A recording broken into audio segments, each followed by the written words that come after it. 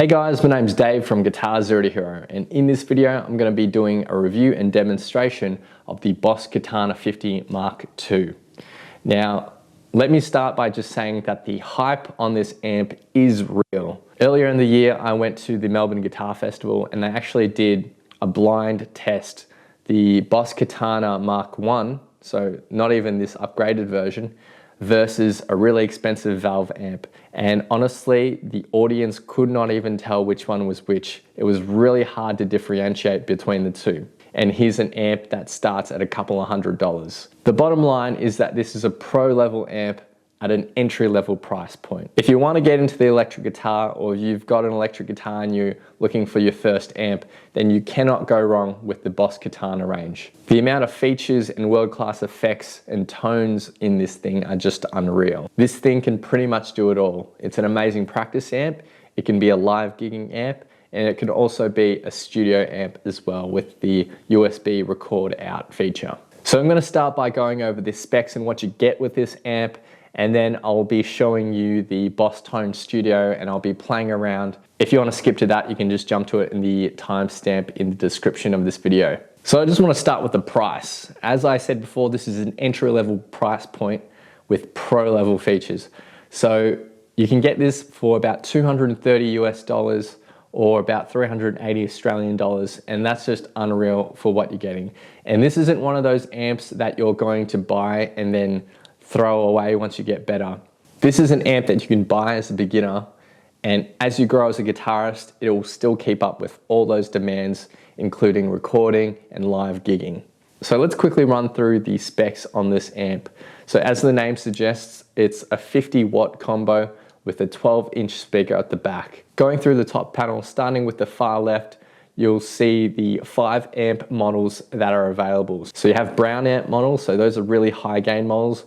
You've got your lead, you've got crunch, you've got clean, and then you've got acoustic. So this amp actually caters to acoustic guitars as well. Usually if you bought an acoustic amp by itself, that'd be $300-400, but this is capable of handling acoustic guitars as well. So as I said before, feature packed, it does it all. Within each amp character, there's 2 different variations, so you have a total of 10 different amp models to choose from, which is amazing. So that's an upgrade from the Mark I, which only had the 5 amp models. Moving on to control those amp models, you've got the gain and volume knobs, and then the next 3 knobs, you've got the EQ, so you've got a low, mid, and treble. And then moving on from that, you've got 5 independent effects sections that you can put in a chain.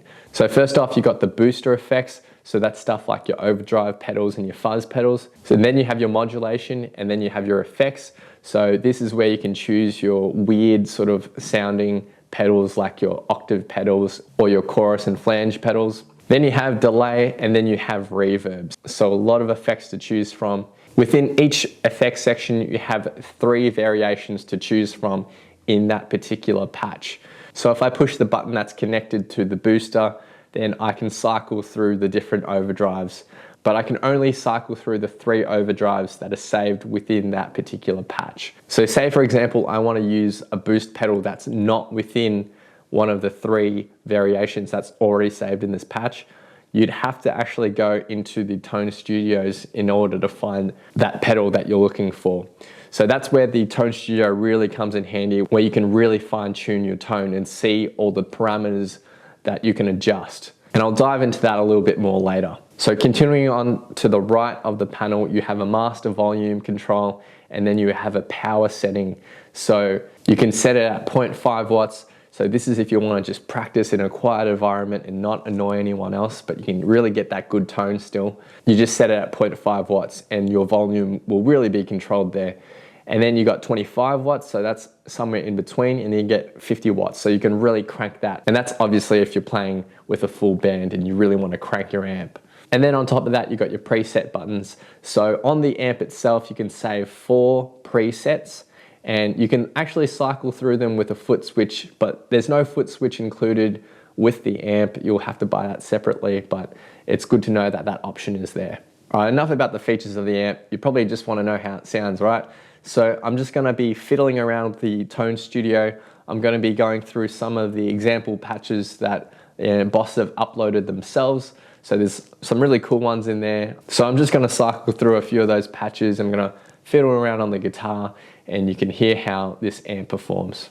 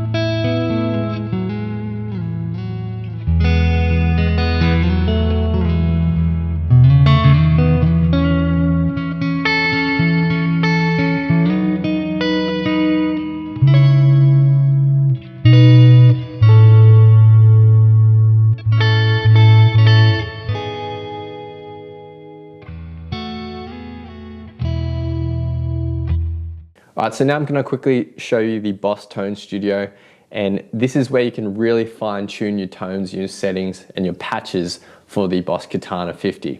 So here's the home page for the Boss Tone Studio, and as you can see, there's 4 patches here. So 4 patches that you can save, and then there's the panel channel. So the panel is whatever's currently on the actual amp itself. So the physical buttons, that's what's going to reflect on the panel. But for these 4 other patches, this is where you can save your own settings. So what you have on the Tone Studio is effectively what's on the top panel, for the top part at least.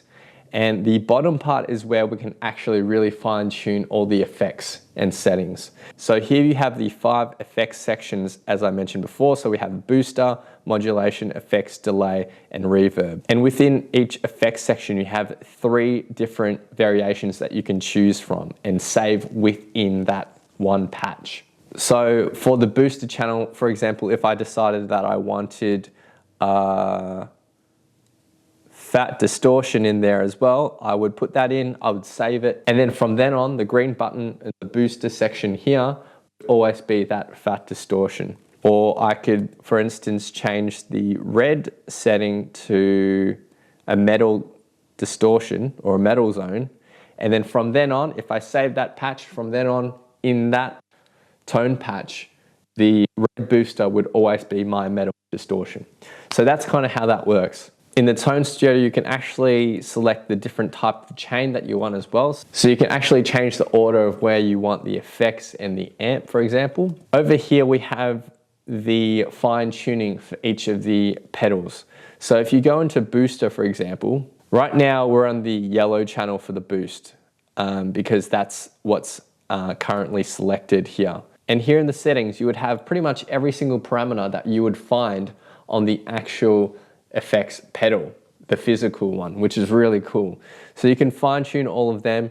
If you want to choose a different type of boost pedal, then you can do that here as well. But right now we're selected at distortion, which is what we have here as the yellow setting. So if you wanted to adjust the settings on the metal distortion or the red channel of the booster, then you could just select that and then go into booster settings, and now you can see the booster type is metal DS, and we're affecting the settings for that particular booster pedal.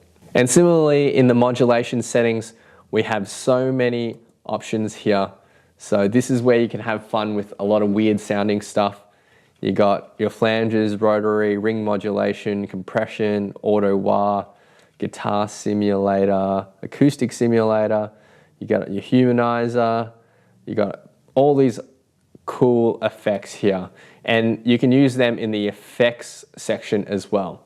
So you can double up if you want to. And similarly to the booster, if you go into this modulation section, you can see because we had the green channel selected, when we go into modulation, we are now tweaking the settings for that chorus. So here's a lot of fine tuning parameters that you can adjust on that chorus setting. A lot of that stuff you can't adjust physically on the amp itself. So that's why the Tone Studio is so important when you're really trying to fine tune and make some cool sounds. So we got the same thing for the effects delay. Delay 2 is cool because delay 2 gets actually attached onto the reverb here as well. So you've got a second delay that you can add. And then we have our reverb channel. There's also an additional EQ. There's a noise suppressor as well. So if you're playing a single coil and you've got that loud hum, that you can cut that out. You've got a send and return as well if you want to use some outside effects too. And that's more or less the Tone Studio right there. So it's really, really powerful tool, and you can really get some crazy possibilities out of tweaking these settings. Then you can go into the library and you can add your own live sets, so you can save hundreds of your own patches in here if you want to. And then we have Tone Central, where Boss have included a whole bunch of their own pre-made effects and patches, which sound great, so you can have a lot of fun just going through them. And so anyway, that's the Tone Studio, and that's how you're gonna fine tune those tones on the Boss Katana 50. So there you go, guys. That's my review and demonstration of the Boss Katana 50. As I mentioned before, the bottom line is that this is a pro level amp at an entry level price point. So this amp really can cater to anyone on their guitar journey, from someone who's just picking up the guitar and needs their first amp, to a gigging professional who needs something really compact with great tone, to, you know, even a world-class performer who maybe plays stadiums but just needs something to practice with in the rehearsal room. This is a really light amp actually. It's only about 10 kilos, so that's a whole lot lighter than my Vox AC30, which is about 30 kilos. I absolutely hate lugging that thing around. So anyway, I hope you've enjoyed this review. If you have any questions about this amp, then just leave them in the comments below. I'll try to answer any questions you might have. Be sure to hit that like button, hit subscribe, click the little notification bell as well so that you don't miss out on my updates. Leave your thoughts, comments, and questions down below, and I'll see you guys next time on Guitar Zero to Hero. Cheers.